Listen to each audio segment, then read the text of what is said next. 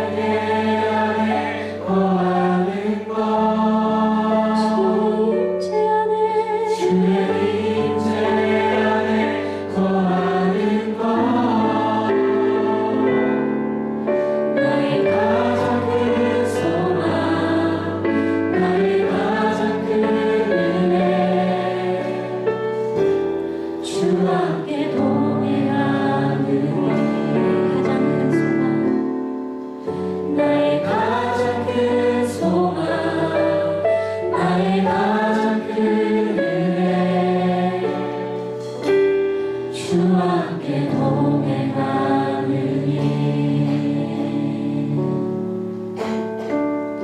여러분, 이 시간 우리 지금 있는 모습 그대로 주님 앞에 돌아가게, 주님 앞에 나아가기를 소망합니다. 주님은 우리의 어떠한 행위와 우리의 어떠한 모습을 기대하시고 원하시는 것이 아니라 바로 지금 우리가 드린 이 고백을 주님께서는 기대하고 기다리고 계십니다. 주님, 내가 주님 안에 주님의 그 날개 아래 거하고 주님의 그 임재 안에 내가 거하고 내 평생 주님과 동행하는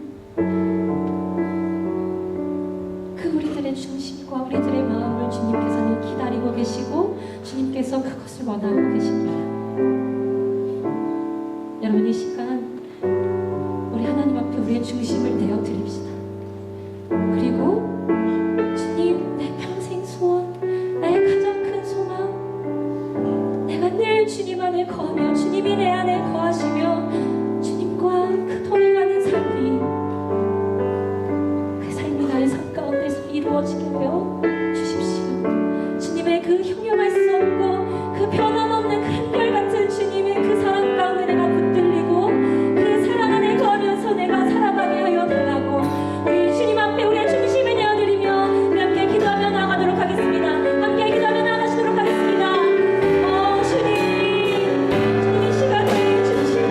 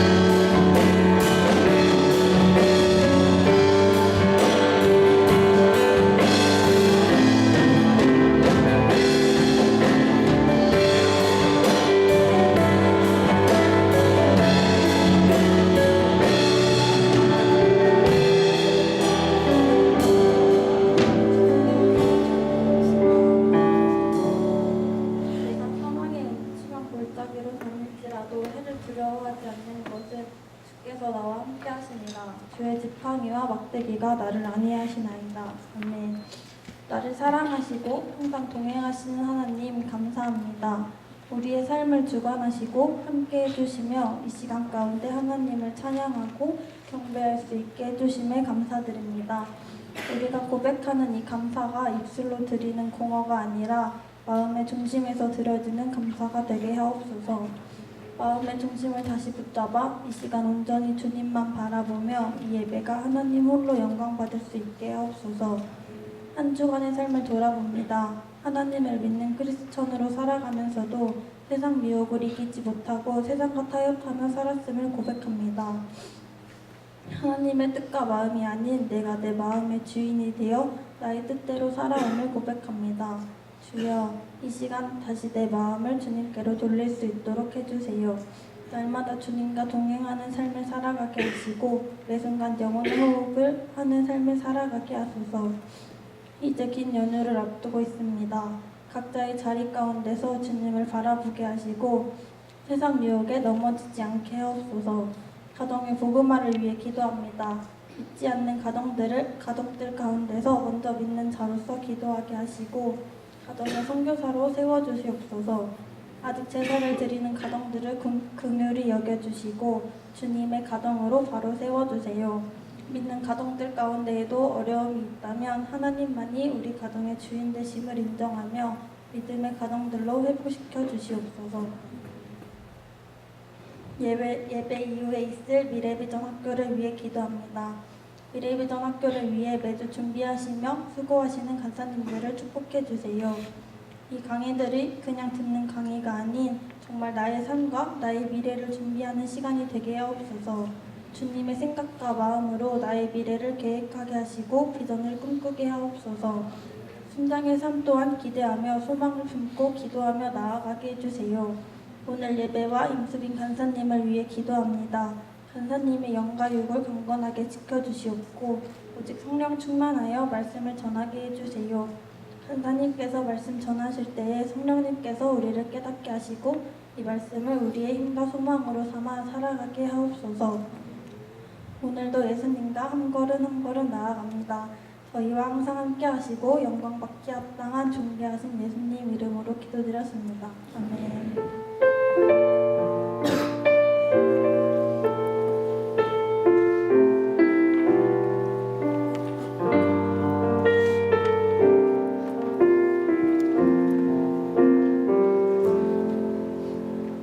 할렐루야.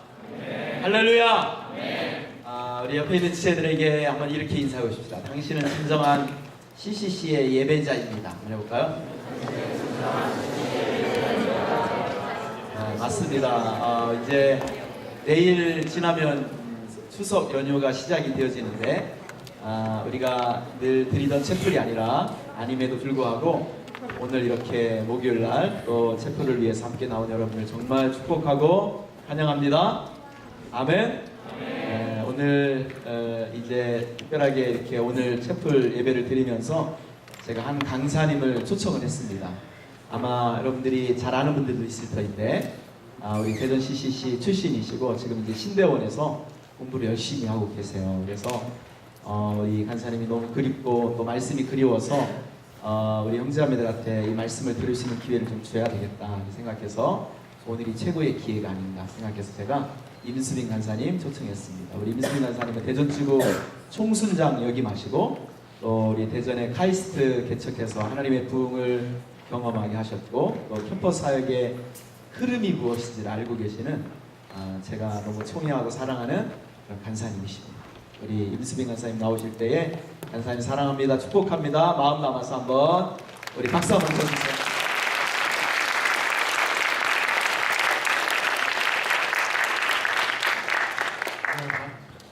네, 반갑습니다.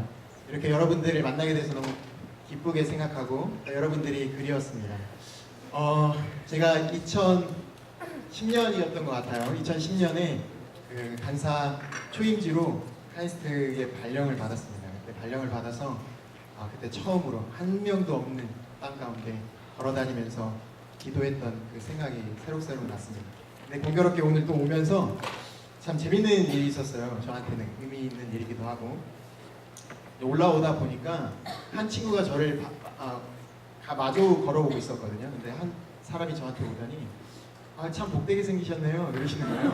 그래서 제가 감사합니다. 제가 원래 좀 보이 좀 많아요 이렇게 얘기하면서 무슨 일이시죠? 그랬더니 저는 도를 공부하고 있는 교인입니다 이렇게 얘기하는 거예요. 그래서 제가 아이고 반갑습니다. 저도 도를 공부하고 있는 그리스도인입니다 이렇게 얘기를 했거든요. 그러면서 하나님 앞에 이 사람한테 복음을 전하는 것이 지금 가장 중요한 일이겠구나라는 생각이 좀 들었습니다. 그래서 저는 항상 이렇게 사형리를 좀 갖고 다니는데 사형리를 하나 이렇게 꺼내가지고 제가 알고 있는 도를 설명해드리고 내게 영적인 도를 들어보셨습니까? 라고 설명하면서 이야기를 했더니 이 친구가 저는 그냥 가보겠습니다 이렇게 얘기하는 거예요. 그래서 아닙니다. 이렇게 만난 것도 인연이고 이렇게 저에게 도를 설명할 수 있는 기회를 하나님이 주셨다고 생각하고 저에게 도를 설명해 주십시오. 그리고 제가 알고 있는 도를 설명해 드리도록 하겠습니다 하고서 만나서 복음을 전했을까요? 못 전했을까요? 전하고 왔습니다. 하나님이 하셨죠? 이 시간 우리 한번 그런 마음을 담아서 한번 말씀 공부를 또 한번 하도록 하겠습니다. 말씀은 우리 누가복음 5장 1절에서 11절까지의 말씀입니다. 누가복음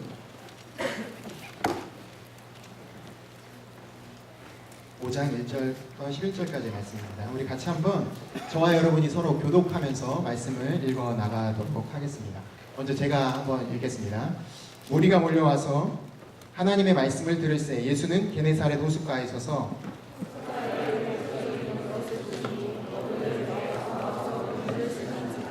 예수께서 한 배에 오르시니 그 배는 시몬의 배라. 육지에서 조금 떼기를 청하시고 앉으사 배에서 무리를 가르치시더니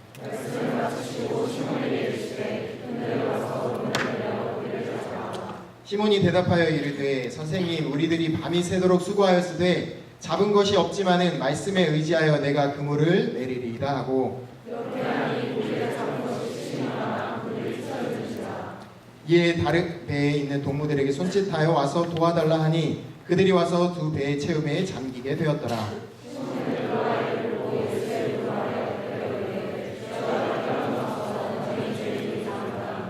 이는 자기 및 자기와 함께 있는 모든 사람이 고기 잡힌 것으로 말미암아 놀라고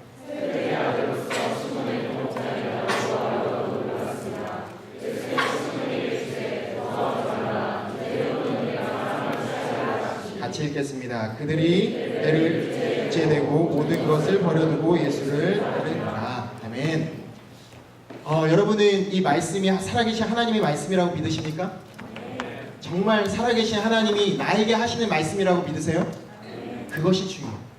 그래야 지금 이 순간에 하나님께서 나에게 말씀하시는 하나님의 음성을 들을 수 있습니다. 저는 여러분들에게 한 가지 말씀을 듣기 전에 도전하고 싶은 것이 있어요. 그것은 매번 매 순간 듣는 어떤 강의로 듣지 않았으면 좋겠습니다. 살아계신 하나님, 우리의 골수를 찔러 쪼개기까지 하시는 하나님의 성령의 말씀이 들려지고 있다라고 생각하고 귀 기울여서 우리가 하나님 앞에 말씀을 받는 여러분들이 되기를 간절히 소망합니다. 아멘. 이 시간 하나님께서 이 말씀을 들여다보면서 한 가지 우리가 주목해야 될 내용들이 있습니다. 그게 무엇이냐면 하나님이 이 5장이 오기까지 누가복음 5장 이전에 어떤 일들이 있었냐면 수많은 병자들을 고치시는 예수님의 사역들에 대해서 기록을 하고 있어요. 그리고 그 하나님이 고치시는 그 사건들을 통하여서 수많은 사람들이 예수님을 알기 시작하고 소문을 듣기 시작했습니다. 그래서 그 소문을 듣고 많은 사람들이 예수님을 만나기 위해서 몰려드는 장면이 오늘 5장 1절의 첫 장면이에요. 수많은 사람들이 몰려들었다고 성경은 기록하고 있습니다. 그 수많은 사람들이 예수님을 만나기 위해서, 예수님의 말씀을 듣기 위해서 때로는 예수님이 누군지, 기적을 일으켰던 그 예수가 누구냐 한번 가보자 라고 생각해서 따라온 사람들도 분명히 있었을 거예요. 그렇게 수많은 사람들이 예수님을 보기 위해서 한자리에 모여들기 시작했습니다. 그런데 성경은 그와 대조적으로 한 인물을 또 소개합니다. 누구죠? 여러분이 방금 읽었던 베드로라는 인물이었어요. 그 베드로는 수많은 인파 가운데 그 속에서 계시는 그 예수님이 오고 있다는 사실, 자기 곁으로 오고 있다는 사실들을 알고 있었을 거예요. 분명히 들었을 겁니다. 그런데 베드로의 시선은 절대적으로 예수님을 바라보고 있지 않다는 것이 중요합니다. 뭘 하고 있었죠? 바로 베드로는 밤새도록 그물을 내려서 물고기를 잡으려고 열심히 했지만 물고기를 한 마리도 낚지 못했어요. 그래서 낚지 못한 그 상황 가운데 이제 집에 들어가서 자야지라고 생각하고 그물을 씻기 시작하는 장면입니다. 그물을 씻느라 예수님이 주변에 오셨음에도 불구하고 수많은 인파를 몰고 오셨음에도 불구하고 그의 시선은 예수님께 고정되어 있지 않다는 것이 중요해요. 그리고 그때 예수님께서 베드로에게 찾아오십니다. 그리고 예수님이 베드로에게 깊은 곳으로 가서 그물을 내려라. 그 말에 순종해서 베드로는 깊은 곳에 가서 그물을 내립니다. 그리고 놀라운 기적을 경험하기 시작하죠. 배 두 척이 불러들일 만큼 많은 물고기를 잡았다라는 내용이 바로 오늘 본문의 말씀의 내용입니다. 이 내용을 통해서 우리가 한번 좀 살펴봤으면 좋겠습니다. 무엇이냐면 저는 1절의 말씀 가운데서 한 가지 우리가 한번 생각해봐야 할 내용들이 있다고 생각해요. 한번 같이 한번 5장 1절을 읽어보도록 하겠습니다. 읽겠습니다. 시작. 우리가 몰려와서 하나님의 말씀을 들을새 예수는 게네사렛 호숫가에 서서 지금 게네사렛 호숫가, 갈릴리 호숫가 또는 디베랴 바다라고 표현하고 있는 것이 다 같은 지명이고 같은 말이에요. 오늘 이 말씀은 게네사렛 호숫가에 예수님은 말씀을 전하러 오셨다라고 기록을 하고 있어요. 그런데 주변에 굉장히 많은 사람들이 있다라고 또 기록을 하고 있습니다. 여기에서 우리가 한번 좀 생각해 보고 싶은 것이 생겼어요. 그게 무엇이냐면 수많은 무리 가운데 어떤 사람들이 있었을까에 대한 고민을 하기 시작했어요. 말씀을 보면서. 어떤 사람이 있었으니? 이 수많은 무리 가운데 어떤 사람들이 몰려왔을까? 라는 생각을 해보기 시작했어요. 여러분 어떤 사람이 몰려왔을까요? 여러분도 한번 추측하면서 생각을 한번 해봤으면 좋겠어요. 성경을 상상하면서 그 말씀 속으로 들어가는 것이 굉장히 중요합니다. 그때 비로소 하나님의 현장 속으로 내가 함께 팔려 들어간다는 것을 경험하게 되는 거예요. 저는 여기에서 이 장면에서 두 가지의 신앙에 대해서 한번 이야기를 해보려고 해요. 첫 번째 신앙은 무리의 신앙과 하나는 제자의 신앙에 대해서 한번 살펴보려고 합니다. 오늘은 특별히 무리의 신앙을 통해서 제자의 신앙이 무엇이어야 하는지 한번 이야기를 해보도록 하겠습니다. 신앙인들 중에는 무리의 신앙을 가지고 있는 사람들이 굉장히 많이 있습니다. 처음부터 예수님을 알았기 때문에 온 사람들이 아니에요. 어떤 사람들이냐면 예를 들어 이런 사람들일 수 있어요. 친구 따라 교회에 오는 친구, 또는 친구 따라 CCC 공동체에 오는 친구들일 수도 있어요. 또 때로는 친구가 너무 좋아서 오는 사람들도 있을 거예요. 또 반대로 공동체가 너무 좋고 그리워서 찾아오는 사람들도 분명히 존재했을 거라고 생각합니다.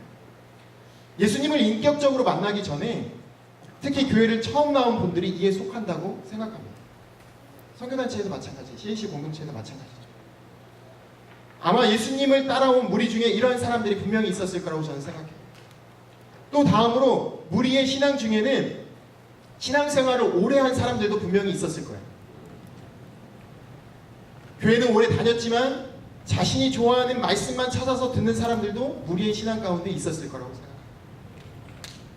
이들은 자기가 만들어 놓은 믿음, 또 자기가 듣고 싶은, 또 믿고 싶은 예수님의 모습을 상상하면서 왔을지도 몰라요. 마치 예수님이 예루살렘에 입성하셨을 때 종려나무 가지를 막 흔들던 사람들을 한번 상상해 봤으면 좋겠어요. 그 사람들은 어떤 사람들이었나요? 예수님이 예루살렘 성에 입성하셨을 때 호산나 다윗의 자손이여 라고 외치면서 예수님을 기쁨으로 맞이했던 사람들이었어요. 그런데 그 이후에 어떤 사건들이 벌어지죠? 예수님이 고난이 닥쳐오자 예수님을 버리는 장면들을 성경은 기록하고 있어요. 손가락질하면서 예수님을 떠나는 장면이 나옵니다. 왜 그랬을까요? 그 이유는 간단해요. 자기가 믿고 싶었던 예수님이 아니었기 때문에 그랬어요. 무리의 신앙을 가지고 있는 사람들 중에는 분명히 내가 믿고 싶은 하나님, 예수님은 무조건 내 기도를 응답해 주셔야 돼 라고 생각할지도 몰라요. 내 기도에 응답하지 않으면 그건 하나님일 수 없어 라고 생각하면서 무리의 신앙 가운데 있는 사람들도 분명히 존재할 거예요. 이들 마음속에는 자신의 생각이 돌처럼 굳어져서 말씀이 잘 들어오지 않아요. 성경에 있는 말씀대로 들어오지 않아요. 말씀은 계속 듣지만 마음속 깊은 속에 뿌리 가운데 그 말씀이 뿌리를 내리지 못하는 모습으로 갈지도 몰라요. 만일 세상에서 말씀 때문에 고난이 오거나 환난이 오거나 때로는 핍박이 오거나 하면 이내 곧 그 신앙을 내려놓는 사람들이 바로 이와 같은 사람들일 수 있습니다.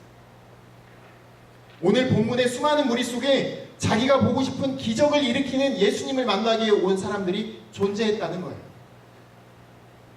또 무리의 신앙은 어떤 사람들이 또 무리의 신앙이라고 할 수 있을까요? 한번 생각해 보면서 나아갔으면 좋겠어요.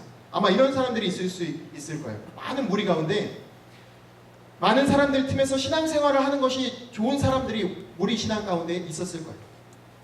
적당한 거리에서 신앙생활을 하고 적당한 공동체심을 발휘하면서 적당히 신앙생활을 하는 사람들도 분명히 있었을 거예요. 마치 고슴도치의 사랑, 여러분들 아시죠? 고슴도치가 살아가는 거. 더 이상 다가가면 다가갈수록 서로의 가지고 있는 가시 때문에 찔려서 상처받기 때문에 고슴도치는 더 가까이 다가가지 않고 적당한 거리를 유지하면서 사랑의 온도만 느끼죠. 우리 무리의 신앙을 가지고 있는 사람들 가운데는 적당히 예수님의 사랑의 온도를 느끼면서 적당히 신앙생활을 하는 사람들도 분명히 있다는 거예요. 그런 사람들이 몰려왔을 거예요. 믿음을 가지고 교회를 열심히 헌신한 적이 있는 사람들이기도 합니다. 이런 분들. 열심히 봉사하기도 한 사람들일 수 있어요. 그런데 왜 열심히 봉사하다가 자기가 받은 상처 때문에, 때로는 공동체에서 받은 상처 때문에, 아니면 개인적인 관계에서 받은 상처 때문에 적당히 거리를 유지하면서 신앙생활을 하는 사람들이 있을지도 모릅니다. 그러면 때로는 결국 상처를 주지도 않고 받지도 않을 수 있어요. 그러나 동시에 더 이상의 성장은 있을 수 없어요. 더 이상의 성숙은 일어나지 않아요. 이러한 많은 사람들이 많은 사람 무리 가운데 이런 사람들도 있었을 거예요. 또 무리의 신앙에는 어떤 사람들이 또 있었을까요? 어떤 사람들이 또